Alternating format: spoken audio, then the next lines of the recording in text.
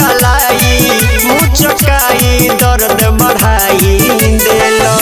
सजिया से लागल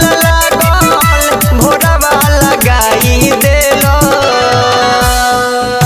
कोमल कलाई मुचकाई दर्द बढ़ाई देलो ए राजा कोमल कलाई मुचकाई दर्द बढ़ाई देलो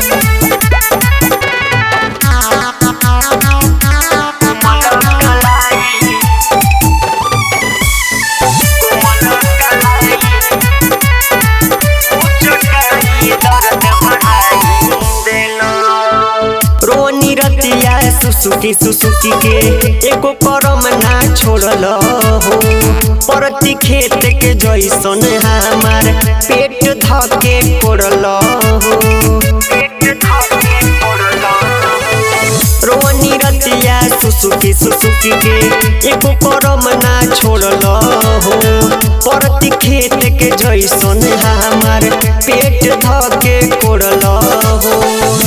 मनल न बात पर सुताई देलो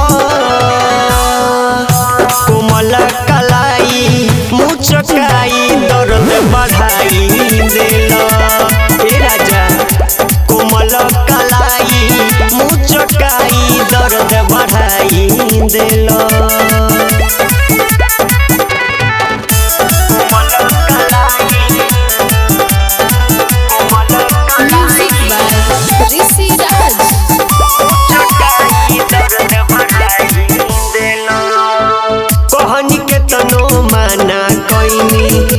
से हथवा जोड़ी हो पिया मदन बाबा एको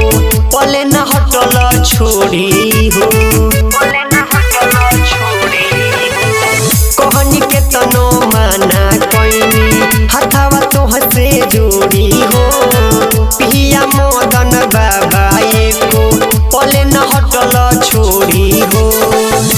पिया वो मकार कवन बदला चुकाई ले लो राजा हो